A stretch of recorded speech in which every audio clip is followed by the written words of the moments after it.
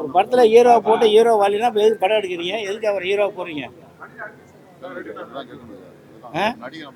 ஏப்பா, ஒரு படத்தில் ஹீரோ போட்டு ஹீரோ வரலன்னு சொல்லிட்டு பிரஸ் மீடியா வச்சுக்கிட்டு இருந்தா என்ன பார்த்தா? ஹீரோ என்னன்னு கேளுப்பா.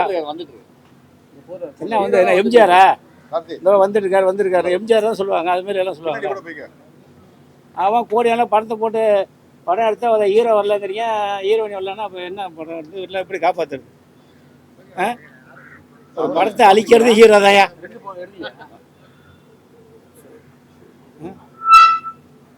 கேளுங்க, போடுங்க, வராரா இல்லையா ஹீரோ கேளுங்க.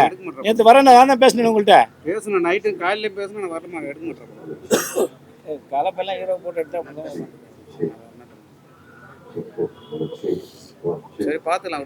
இல்லை அவர் வர சொல்லுங்க. அவர் தான் எல்லாம் தெரியும். நீ அதுதான் கூப்பிடுறோம். இவரை வர சொல்லுப்பா. புதுச்சேரி மீனவாசல் அவர் தான் அவரோட குறைய சொல்ல முடியும். எவ்வளோ பாதிக்கப்பட்ட அவர் தான் தெரியும். சொல்லுவா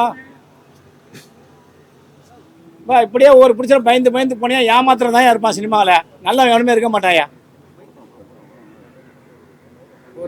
சரி விடுங்க பாரு. இல்லை அவருக்கு பிடிச்சவ சொல்லுப்பா. அவன் வரமாட்டேன். சரி வரமாட்டோம். இல்லை படத்தில் பிடிச்சது இல்லை, நடிகர் இல்லை. நீ பேசுங்க. இவர் இணை தயாரிப்பாளரா? ஆமாம் சார், நீங்களே பேசுங்க. நான் என்ன பேசுறது? பேசுங்க சார், ஒன்றும் பிரச்சனை இல்லை, பேசுங்க. வணக்கம். இந்த வந்திருக்க மீடியா நண்பர்கள் என்னுடைய பணிவான வணக்கம் தெரிவிச்சுக்கிட்டு, இந்த படம் எப்படி இருக்குன்னு நீங்கள் தான் பார்த்துருப்பீங்க. இந்த படத்தோட ஹீரோ பெருஞ்சன் வரல, ஹீரோனி வரலையா? ஹீரோனி வரல. இப்படி ஒரு படத்தை எடுத்து நாங்கள் எப்படி ஒரு படத்தை நாங்கள் காப்பாற்றுறது? எப்படி ஒரு பிடிச்சி நாங்கள் ஒரு சங்கம் வச்சுருந்தோம் எப்படி காப்பாற்றுறது? அது நீங்களே இதை தெளிவாக போடுங்க. நேற்று அரை மணி நேரம் பெருஞ்சன்ட்ட நான் தான் ஃபோன் பண்ணேன். இவர் வந்தார், வரமாட்டேன்னு சொன்னார். நான் உடனே ஃபோன் பண்ணி கேட்டேன். 3 லட்ச ரூபா பாக்கி சார் அப்படின்னாரு. வாப்பா பிடிச்சிருந்த பேர் தான்ப்பா பிடிச்சிருக்கு. நீங்கள் தாங்க மெயின். நான் எனக்கு என்னமே தெரியாது. நீங்கள் தானே ஏமாந்தாலே பணம் போட்டு நீங்கள் தானே, நீங்கள் தான் பிடிச்சிரு, நீங்கள் தான் சொல்லணும். நான் சும்மா சொல்லுவேன் 10 பேர். அப்போ நேற்று 3 மணிக்கு 2:45 வந்தாங்க. 3 மணி வரைக்கும் பேசணும். பேசும்போது எனக்கு 3 லட்ச ரூபா பாக்கி இருக்குது அப்படின்னு சொன்னார். அப்போ நான் சொன்னேன் உடனே யார் பாக்கி வச்சுருந்தேன். அப்புறம் கேட்டால் இவர் கேட்டால் டைரக்டர் 3 லட்ச ரூபா அவர் வாங்கி ஏமாற்றிட்டாரு, நான் கரெக்டாக கொடுத்தேன் வவுச்சரில் சொல்லி சொன்னோன்னே உடனே ஃபோனை போட்டு பிரசிடண்ட்டை கொடுத்தேன். இவர் பேசினார். பேசி நீ ஃபங்க்ஷன் வரேன்னாரு, வரல. அப்போ இந்த தயாரிப்பாளர் ஆக்சுவலாக ஒரு பில்டர். இவர் சினிமா பற்றியே தெரியாது. இப்போ இந்த சினிமா வந்து இந்த இடத்துல இருந்து நிற்கிறதுக்கு காரணம் நான் தான். உண்மையா இல்லையா வேல்முருகன்? இவர் எல்லாம் சொன்னாங்க. நான் சொன்னேன் படம் எடுத்துட்டீங்க, எப்படியா நீ ரிலீஸ் பண்ணி தான் ஆகணும் அப்படின்னு சொன்னேன். அதுக்கு இப்போ இந்த ப்ரெஸ் மீட் வச்சுருக்காங்க. இப்போ இவரை மாரி ப்ரொடியூசர்லாம் இப்படி படம் எடுக்கும்போது ஒரு ஹீரோ வரல, ஒரு ஹீரோனி வரல, வாங்கின படத்தை டேரக்டர் ஏமாத்துறான். பேர் ராம் பிரபா டேரக்டர். இல்லை நான் ஏன் ஒவ்வொரு நாளையும் ஓப்பனாக சங்கத்தை சொல்கிறேன்னா, எனக்கு ஏமாத்துற எவனுமே சங்கத்து தேவையில்லை. அப்படி ஏமாத்துற யாரும் படம் எடுக்கணும் அவசியம் இல்லை அப்படின்னு சொல்லி நேற்று முடிவு பண்ணோம். இன்றைக்கி உங்களுக்கு ப்ரெஸ் மீட் வச்சுருக்கோம். இந்த படம் எப்படிங்கிறது நீங்கள் உண்மையாக போடுங்க. ஏன்னா இவரை காப்பாற்றணும், அடுத்து படம் எடுக்கணும். தயவு செய்து சொல்கிறேன், சினிமாவில் யாரையும் ஏமாற்றி படம் எடுக்காதீங்க.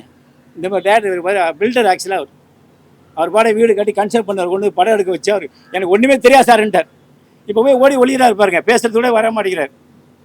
இப்படி தயார் பண்ண யார் காப்பாற்றுறது? இந்த சினிமாவில் உள்ளவங்க தான் அவங்களை காப்பாற்றும் போது அதுக்கு ஒரு நல்ல ஒரு ஐடியா பண்ணி வரணும். அது யாரும் பண்ணுறதில்லை. அது இன்னுமே எங்கே தயார் பண்ண தப்பு நிறையா இருக்குது சார். எங்காலும் யாரோ ஒரு டேரக்டர் சொல்லி ஏதாவது படம் இருக்க காசு சொன்னால் 1 கோடி ரூபா போட்டால் 3 கோடி ரூபா கிடைக்கும், 3 கோடி போட்டால் 9 கோடி கிடைக்கும், 9 கோடி போட்டால் 100 கோடி கிடைக்கும் அப்படின்னு ஆசையை காட்டி ஒன்று பிடிச்ச கூட்டு வந்துடுறாங்க. இது உண்மை. அதுக்கு தான் நான் வரும்போது என்னோடய சங்கத்தை சொல்லுவேன், ஒரு சின்ன பழமொழி சொல்லுவேன். ஏயா 10,000 ரூபா கொடுத்து மாடு வாங்குற, ஒரு 10 ரூபா கொடுத்து கயிறு வாங்க மாட்டேன் அப்படின்னா அந்த 10,000 கொடுத்து மாடு வாங்கும்போது அந்த மாட்டை கட்டி போட்டால் எங்கேயுமே போகாது.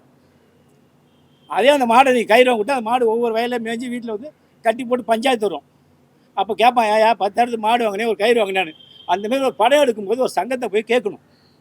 நாட்டு இவன் டயட் நல்லவரா, இவர் ஹீரோயின் நல்லா போடலாமா, என்ன எது கேட்கணும். எதையுமே கேட்காம ஒரு படத்தை எடுத்து வந்துட்டு திருப்பி எல்லாம் வந்து 1 லட்சம் 1.5 கோடி 2 கோடி செலவானா யார் காப்பாற்றுறது? நீங்களே கேளுங்க, முடிவு பண்ணுங்க. நீங்களும் படம் பார்க்குறீங்க, நானும் படம் பார்க்குறேன், நானும் சென்சார் கொடுத்துட்ருக்கேன். நானும் எவ்வளோ படத்துக்கு போய் இது வரைக்கும் 500 படத்துக்கு மட்டும் சென்சார் கொடுத்துருக்கேன். 1800 ரூபாய் பிடிச்சிருக்கான். ஒரு 10 பிடிச்சோட நல்ல படம் காப்பாற்றி ஜெயிக்க முடியல எங்கள் சங்கத்தில். என்ன காரணம்? அது ஒரு அணுகுமுறையே இல்லை. இப்போ நான் இவ்வளோ தூரம் பேசுகிறேன்னா இவருக்காகவும் தயாரிப்பாளர் தான் பேசுகிறேன். ஆனால் அவரை காப்பாற்ற யார் வேணும்? டேரக்டர் தானே. இந்த டேரக்டர் வரல, பிடிச்சிட வரல, டேரக்டர் வரல, இந்த ஹீரோ வரல. நேற்று அவ்வளோ தான் பண்ணி ஒரு பெருஞ்சன் அவர் நான் சொன்னேன் ஏற்கனவே, அவர் நேற்று இதே சொன்னேன். பெருஞ்சான் நீங்கள் வள்ளினா எங்கள் சங்கத்தில் உங்களை வந்து எந்த படம் நடிக்க முடியாது சொல்லிடுறோம் அப்படின்னு.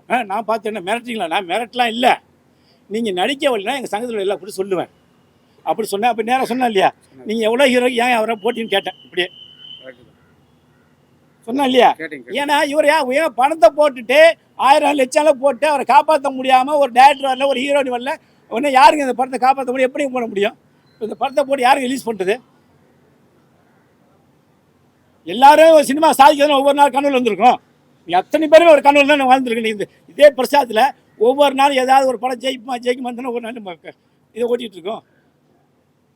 அதனால் தயவு செய்து இந்த மீடியாக்காரங்களாம் எவன் தப்பு பண்ணுறாங்களோ அதெல்லாம் அப்படியே உண்மையாக போடுங்க, தைரியமாக போடுங்க, எதுக்குமே கவலைப்படாது. ஏன்னா சினிமாவில் இனிமேல் விஷக்கிரிமையில் இருக்கக்கூடாது. எப்படி இப்போ விஜய் வந்து சொன்னாரோ அது நமக்கு அரசியல் வண்டியில் இன்னொன்று என்ன சொல்கிறேன்னா, இன்றைக்கி தமிழகம் முழுக்க இந்த ரமேஷ்னு ஒரு அறநிலையத்துறை அமைச்சர் அவர் நாங்கள் நன்றி தெரிவிக்கணும். என்ன காரணம், இந்தியாவிலேயே அதிக வருமானம் வர ஒரு கோயில் எதுன்னா தமிழ்நாடு தான். நீங்கள் நினச்சிக்கலாம் திருப்பதிலாம் கிடையாது. திருப்பதி ஒரே ஒரு கோயில் தான். நான் தமிழ்நாட்டில் எடுத்துட்டிங்கன்னா ராமேஸ்வரம், திருச்செந்தூர், பழனி, திருவண்ணாமலை, இந்த பக்கம் திருத்தணி, இந்த பக்கம் வடபழனி எடுத்துட்டிங்கன்னா கும்பகோணம், எல்லா கோயிலும் கோடியாக வருமானம் வருது. அப்போ கோடியான வருமானத்தை தமிழக அரசுக்கும் போகிறதில்ல, கவர்மெண்ட்டுக்கும் போகிறதில்ல.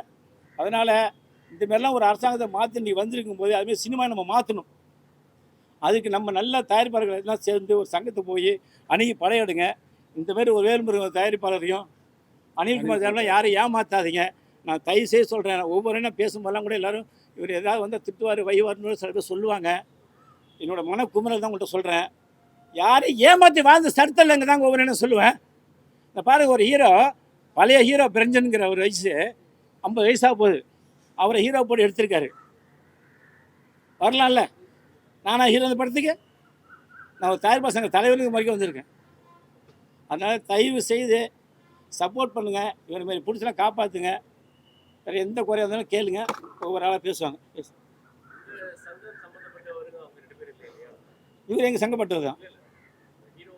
ஹீரோ எங்கள் சங்கத்தில் இல்லை. இவங்க புகார் நேற்று வந்து சொன்னார். நேற்று சொல்லி படம் சொன்னார். புகார் சொன்ன ஏங்க ஓப்பனாக சொல்லட்டுமா, எந்த சங்கத்தில் எவன் உண்மையை பேசுகிறான் சொல்லுங்கள். கேட்டிங்களா? இப்போ நான் சொல்கிறேன்ல, இதுமாதிரி ஒவ்வொரு தயாரிப்பாளர் சங்கத்தில் எந்த ஒரு சங்கத்தை சொல்லுங்கள். என்ன சொல்லுங்கள் சார், நான் தப்பு என்ன இப்போ சொன்னீங்கல்ல, எந்த சங்கத்தில் எந்த சங்கமே செய்யறதில்லை சார், சொல்லுங்கள். என்ன பண்ணலாம்? நம்ம பிடிச்ச நான் திருத்த முடியும். ஒரு தவறு சொல்லுவாங்கள்ல, தெரிஞ்சும் தெரியாமல் நடந்துருந்தால் திரும்பி வராமல் பார்த்துக்கணும். நான் என் தயவை காப்பாற்றுறது இதான் பண்ண முடியும். இது அவனை வச்சு படம் எடுக்காத. ஒரு ஹீரோ சரியா அவனை அதை எடுக்காத. இப்போ நான் ஓப்பனாக சொல்ல, இன்னும் பெருஞ்சனை வச்சு எங்கள் சங்கத்தில் படம் எடுக்காதுன்னு சொல்லுவேன். சில பேர் 2 பொண்ணு கட்டு பொண்ணு கிட்டத்தட்ட ஒரு 200 பேர் எடுத்துருக்காங்க. ஆமாம், மொத்தம் 1800 பேர் எங்கள் சங்கத்தில் பிடிச்சாரு. நாளைக்கு நீங்கள் வந்து பார்த்தீங்கன்னா லிஸ்ட் எடுத்துக்கலாம். என்ன காரணம், ஏமாந்துடுறாங்க. ஒரு படம் எடுத்தார்ல, வரைக்கும் என்கிட்ட சொல்லவே இல்லை. நேற்று வர்றாங்க சார் மாரினாரு. நான் உடனே பேரை சரணை கூப்பிட்டேன். ஆமாண்ணா அப்படின்னா உடனே யார் ஃபோனுமே எடுக்கல. என் ஃபோனை மட்டும் தான் எடுத்தாப்புல. சொன்னேன், இதுமாதிரி சொன்னேன், இல்லைப்பா நீ வள்ளியெல்லாம் வீடியோ போட்டுறேன்ட்டு. அப்படியே சொன்னேண்ணா, சொன்னேன் நீ வள்ளியெல்லாம் வீடியோ போட்டுருந்தேன். இப்போ பெருசு மாதிரி சொல்லிட்டேன். கேட்டால் அவரும் வைப்பாரன், நீ வையே, நீ ஏமாத்துவ, காசு வாங்குவ, கடைசியாக பிடிச்செல்லாம் ரோட்டில் விட நாங்கள் பார்த்துருப்போமா? ஆமாம். இப்போ சொன்னீங்க பார்த்தா, அந்த டைரக்டர் வந்து எதுவுமே தெரியாது. புரிச்செடுத்து இப்போ சொன்னல அவர். ஆமாம், அவர் எதுவுமே தெரியாது, சினிமா தெரியாது.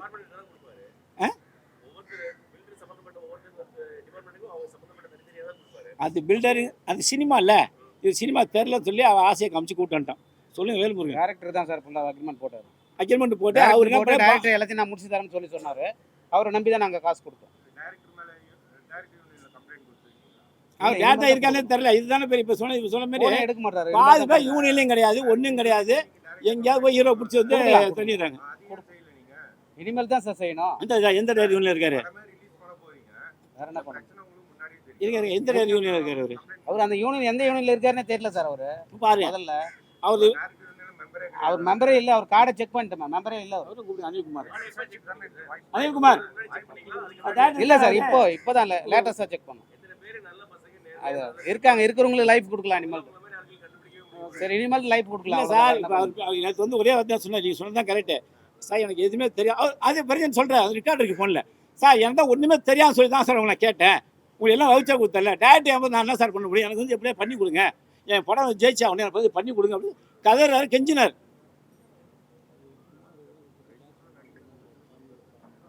ஆமாம் வேண்டாம் விடுங்க. சரியா? ஆமாம் சார். பாருங்கள், ஒரு தயாரிப்பாளர் ஏமாந்துட்டோம் கஷ்டப்பட்டோம் அந்த ஒரே காலத்தில் வேண்டாம் அப்படிங்கிற. ஆனால் அவரை இப்போ காப்பாற்றி கொண்டது இவர் வேல்முருகன். இவர் எல்லாம் தெளிவாக சொல்லுங்க. இல்லை சார் நீங்கள் பேசுங்க. இல்லை எங்க நான் தான் பண்ணுறேன் சார் பண்ணுறேன். அதான் சார் படம் பண்ணுறேன். இப்போ என்ன ஒரே ஒரு உண்மைனா, இந்த படத்துக்கு காரணம் ப்ரொடியூசர் கிடையாது. ப்ரொடியூசர் தங்கமான மனிதர். அவர் நல்ல பணம் கொடுத்து யாருக்கும் பேலன்ஸ் வைக்கல. கூட இருந்த எல்லா விஷ கிருமிகளும் ஏமாற்றி விட்டார்கள். இதுதான் உண்மை. இனி யாரையும் அதுமாதிரி ஏமாற்றாமல் படம் எடுங்கிறது நான் அந்த மீடியா மூலம் கேட்டுக்கிறேன். இந்த படம் கண்டிப்பாக சக்ஸஸாக ஓடணும். அவரை நம்ம எப்படியா காப்பாற்றணும். அதுக்குள்ள வழிகளை இந்த சங்கம் பண்ணும். அதுக்கு தகுந்த டிஸ்ட்ரிபியூட்டர் ஜென்னிஸ் எல்லாரையும் வச்சிருக்கிறோம். நல்லபடியாக ரிலீஸ் பண்ணுவோம். அவங்களாம் பேசுவாங்க சார், நிறையா பேசுவாங்க. இதை பற்றி நாங்கள் சார் ஒன்றில் விட்டு தான் ஒன்று பிடிக்க முடியும். எதில் இழந்தோமோ அதில் வர முடியும். எதை நினச்சி வந்தோமோ அந்த நம்பிக்கை தளர விடாமல் இருப்போம், ஜெயிப்போம். ஓகே. இவர் வந்து பைஜான் இங்கு மிருகங்கள் வாழும் இடம்னு சொல்லி ஒரு படத்தை எடுத்தார். இதுவும் பஞ்சாயத்து தான்.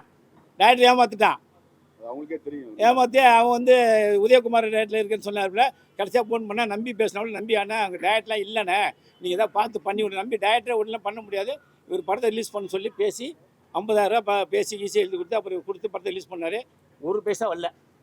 அது அவர் தான் சொன்னேன். ஏன்னா எல்லாத்தையும் நானே சொன்னேன், நல்லா இருக்காதுல்ல. தலைவருங்கிறது ஏமாத்திரம் சொல்ல முடியாது. எல்லாத்தையும் நானே சொன்னேன். இப்போ எதுக்கு இவங்களா? நல்லா பைஜான் பேசுவார். உண்மையாக சொல்லுங்கள் சார். சார் எல்லாத்துக்கும் வணக்கம். என் பேர் ஃபைன்ஜான். இந்த படத்தில் அந்த ஜோசப்னு கேரக்டர் நான் தான் பண்ணியிருக்கேன். இதுக்கு முடிவு இது என்னோட 2வது படம்.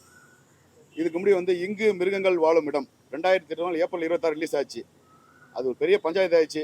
அப்போ எனக்கு வந்து நான் ஒரு கிட்டத்தட்ட ஒரு 1.5 சரி விடுங்க, அது ஒரு அமௌண்ட்டு என்னோட வருமானத்துக்கு மேலே ஒரு அமௌண்ட் எனக்கு காலியாச்சு. அந்த காலியானவுடனே என்னை ரோட்டில் விட்டு போயிட்டாங்க. நட் ரோட்டில் இருந்தேன். யாருமே என்னை ரெஸ்பான்ஸ் பண்ணல. ஏன்னா யாருமே தெரியாது எனக்கு. ஆனால் என்கிட்ட ஒன்று மட்டும் தான் இருந்துச்சு. நான் அந்த வெற்றி விழாவில் சொல்லியிருப்பேன். எனக்கு இருக்கிற ஒரே ஒரு தன்னம்பிக்கை மட்டும் தான் எனக்கு முதலீடு. என்கிட்ட காசெல்லாம் போயிடுச்சு. என் காசை வச்சு இந்த சினிமாவில் என்னால் வளர முடியல. என் உழைப்பும் என் தன்னம்பிக்கையும் மட்டும்தான் என்னை காப்பாற்ற போதும்னு நினச்சி நான் உழைக்க ஆரம்பித்தேன். 2 வருஷம் ஆச்சு. 2வது படம் இந்த சம்கார படத்தில் நடிச்சிருக்கேன். ஜோசப்னு ஒரு கேரக்டர் பண்ணியிருக்கேன். இப்போ விஷால் சார் மகுடம் இதில் டிப்டாப்னு ஒரு கேரக்டர் பண்ணியிருக்கேன். காஞ்சனா போர் பண்ணியிருக்கேன். இப்போ அடுத்த வாரம் 26 ரிலீஸ் ஆகுது படம் மஞ்சு விரட்டு. எல்லாம் ரிலீஸ் ஆகியிருக்கேன். எல்லா இயக்குநர்களையும் தப்பு சொல்ல முடியாது சார். எல்லா ப்ரொடியூசர்களையும் தப்பு சொல்ல முடியாது. இது சினிமா வந்து ஒரு ஒரு எல்லாரும் இப்போ ஒரு கன்ஸ்ட்ரக்ஷன் பண்ணுறாருன்னு சொல்கிறாங்கல்ல, வீடு கட்டுறாங்க, ஒரு எல்லா வேலையும் பார்க்குறாங்களே, அது எல்லாத்துக்கும் ஒரு பிளான் போடுவோம்ல. ஆனால் சினிமாவில் மட்டும்தான் சார் பிளான் இல்லை. சினிமாவில் எப்படியும் பார்த்தீங்கன்னா சார் பிளான்லாம் இருக்குது சார். இவர் சொல்கிறது வந்து பிளான்லாம் இவரும் ஒன்றும் தெரியாமல் தான் ஏமாந்தாரு. அது முடிச்சா சொல்லிடுறேன். நான் சொல்லிடுறேன். இவரும் ஒன்று தான். எல்லாம் நானும் அப்படி தான். நானும் 89 எதுவுமே தெருவா பேண்ட் ஆளந்து செருப்பு தேஞ்சு தான் நானும் வந்தேன். எல்லாரும் தான். நீ இப்போ ரஜினி, கமல், விஜய், அஜித் எல்லாருமே ஏன் இப்போ முதலமைச்சர் மட்டும் அவர் சொன்னார்ல, எங்கள் அப்பா அசிஸ்டன்ட் டைரக்டர் சொல்லியா, விஜய் சொல்லியா, கஷ்டப்படம் யாரும் வர முடியாது. அந்த நேர்மையோட நீ ஜெயிச்சு கரெக்டாக வந்தால் ஜெயிப்போம் சார். அது உண்மை. நீ படமே எடுக்கல, நீ ஏன் ஒன்றுமே தெரியாமல் சினிமாக்கு ஏன் வர்ற? உன்னை அனுபவப்பட்டு இல்லை, தெரிஞ்சவனை கேளு, இல்லை ஒரு டேரக்டர் கேளு, ஒரு புடிச்சனை கேளு, இல்லை ஒரு சங்கத்தை நாடு. அவன் துப்பாவர் சங்கம் வந்தோட கேட்டால் 4 பேர் பேச ஒன்று உண்மை தெரியும்ல. எதுவுமே தெரியும். நேராக கன்னியாகுமரி பேக் வச்சுட்டு வர்றது. ஒரு கோடி ரூபா போட்டு 10 கோடி சொல்லி எவனா ஒரு பொய் அதில் போட்டு வந்து கொண்டு நடு ரோட்டில் விட்டு போகிறான் சென்னையில் கொண்டு. இதுதான் நடக்குது. அதனால் நம்ம ஏமாறுறவங்க இருக்கிற வரைக்கும் ஏமாத்திருப்பான். சொல்ல மாரி நம்ம தயாரிப்பாளர் அவர் எவ்வளோ பெரிய சங்கமாக இருந்தாலும் போய் கேட்டு அங்கே ஒரு உறுப்பினர் இருந்தால் அவங்கள காப்பாற்ற முடியும். இப்போ இந்தமாரி பேசுகிறேன்னா போகிறேன்னா என் சங்கத்தில் ஒரு தவறுனா இறங்கி போய் அடிப்பேன். நான் போய் கேட்பேன். இல்லைன்னா உடனே ஃபோன் பண்ணுவேன். நேற்று பிரசிடண்ட்டை ஃபோன் பண்ணி மிரட்டது நான் தாங்க. 15 ஃபோன் பண்ணாங்க. ஒரு யார் எடுத்தாங்க? தினேஷ் எடுத்தார ஃபோன் எடுக்கல. உங்களுக்கு ஃபோன் எடுத்தாரா? எடுக்கல. யார் ஃபோன் எடுக்கலாங்க? நான் ஒரு ஆள் ஃபோன் பண்ணி எடுத்து பேசினாங்க. பொய் சொல்லாமல் தான் மிரட்டலாங்க. எவனை வேணுமாலும் உண்மை இருந்தால் அவனை அடிக்கலாங்க. ஒன்றுமே இல்லாமல் நம்மளும் ஏமாற்றி நானும் 10 ரூபாய் பாக்கெட்டில் போட்டு போனால் எவன்கிட்ட நின்று பேச முடியும்? எப்படி இல்லைன்னு பேச முடியும்? அதனால் சினிமாவை காப்பாற்றுங்க, சினிமா வாழ வைங்க, ஒரு சங்கத்தை நாடி படம் எடுங்க. இவர் பைஜான் மாரி ஏகப்பட்டவை. ஒரு பைஜான் 100 பைஜான் சினிமாவில் ஏமாந்து போயிட்டு தான் இருக்குது. இருக்கிறது தெரியாமல் இனியும் விழித்து கொள்ளுங்கள். இனி ஆட்சி மாற்றம் வந்ததுன்னா இனி நல்ல படம் எடுங்க. முதலில் ஹெல்ப் பண்ண நம்பிக்கையோடு எல்லாம் படத்தை எடுங்க. நன்றி சார். அவர் சார் சொன்னார்ல, அதாவது பிளான் சொல்கிறது என்னென்னா பிளான்னா, இப்போ ஒரு வீடு கட்டுறப்ப எவ்வளோ பணம் செலவாகுது, இது மாதிரிலாம் ஒரு எஸ்டிமேட் பார்க்குறோம். அதெல்லாம் சின்ன சின்ன கணக்கு. சினிமாவில் வந்து ப்ரொடியூசருங்கிற தனிப்பட்ட முறையில் வந்து அவங்க பார்க்க வரப்போ சினிமா பற்றி அவங்களுக்கு தெரியாது. ஒரு டைரக்டர் சொல்றதை அவங்க கேட்குறாங்க, ரைட் ஓகே, நான் டைரக்டர் சொல்றது தப்பு சொல்ல, ப்ரொடியூசர் பணத்தை போடுறது இல்லை. எடுத்தோடனே எப்பொழுதுமே உள்ள வந்தோடனே ஒரு சங்கத்தை நாடணும் சார். அது நடிகர் சங்கமா இருக்கட்டும், எல்லாத்துக்கும் சினிமாவில் வந்து எல்லாத்துக்கும் சங்கம் இருக்கு. நான் செஞ்ச தப்பா உங்களுக்கு சொல்றேன், இந்த பார்த்துட்டு எல்லா ப்ரொடியூசரும் தெரிஞ்சுக்கங்க, எல்லாத்துக்கும் ஒரு சங்கம் இருக்கு. அது ஒரு பெரிய சங்கமோ சின்ன சங்கமோ, அந்த சங்கத்துல போய் நீங்க என்ன செய்ய போறோம் அப்படிங்கிறத பதிஞ்சுக்கிட்டு அதுக்கப்புறம் நீங்க கதை கேளுங்க, சினிமா ஆசையெல்லாம் டெவலப் பண்ணுங்க, எல்லாமே செய்யுங்க. ஆனா ஒரு சங்கத்தை நாடி அவங்களோட ஆலோசனையின்படி செஞ்சீங்கன்னா சினிமா ஆரோக்கியமா இருக்கும் சார். சினிமா கெட்டு போறதுக்கு மிகப்பெரிய காரணம் நம்மளோட சிந்தனை தான் சார் மாறுது. அதனால சினிமாவை காப்பாத்துங்க. ஒண்ணு மட்டும் சொல்றேன், தயவுசெய்து சினிமாவை நேசிங்க. நேசிக்கிறவங்க சினிமாவில் இருங்க. ஏன்னா சினிமாவில் வந்து ரொம்ப கனவோட சார் இப்ப ஒரு இயக்குனர் தப்புனா எல்லா இயக்குனரும் அப்படி கிடையாது சார். எவ்வளோ இயக்குனர்கள் நான் பார்த்துட்டு இருக்கேன் சார், இந்த 2 வருஷத்துல பார்த்துருக்கேன். எவ்வளோ படிச்ச பசங்க, எவ்வளோ ஆர்வம், வெறித்தனமா சினிமாவை அப்படியே சினிமா அப்படியே கனவா வாழ்ந்துட்டு இருக்கான் சார். குடும்பம் பொண்டாட்டி புள்ள கல்யாணம் பண்ணாம எத்தனை பேர் சினிமாவில் வாழ்ந்துட்டு இருக்கான் சார். அந்த சினிமாக்காரங்க பாதிக்கிறதுக்கு காரணம் யாருமா சார்? ஒரு சில இப்ப வீட்டுல ஒரு கரப்பாம்பூச்சி ஒரு வீட்டை காலி பண்ணதுல அந்த மாதிரி ஒரு சின்ன இயக்குனர்னால தான் சார் சினிமா கெட்டு போறதுக்கு காரணம். ஆனா சினிமா நல்லதான் சார் இருக்குது. பணம் கொண்டாந்து போடுறவனுக்கு தெரியாது சார், அவன் படத்தை வச்சுக்கிட்டு ஏதாவது செய்யறான். ஆனா ஒரு இயக்குனர் 100 இயக்குனர்ல 99 நல்ல இயக்குனர் தான் சார். ஒரே ஒரு இயக்குனர் தப்பு பண்றதுனால 99 இயக்குனர் போல கெட்ட போறாது. தயவு செய்து சினிமாவை நேசிங்க. சினிமாவை நேசிக்கிறவங்கள வாழ விடுங்க. தயவு செய்து சினிமா அழிச்சிடாதீங்க. நம்ம இப்ப வந்திருக்க அரசாங்கம் நமக்கு ரொம்ப சினிமாவுக்கு சப்போர்ட் பண்ணும். இந்த 5 வருஷத்துல நம்மளால சினிமாவில் ஜெயிக்க முடியலன்னா திருப்பி சினிமாவில் ஜெயிக்க முடியுமா தெரியாது சார். சினிமாவை எல்லாரும் சேர்ந்து கை கொடுத்து காப்பாற்றுவோம் சார். நன்றி சார்.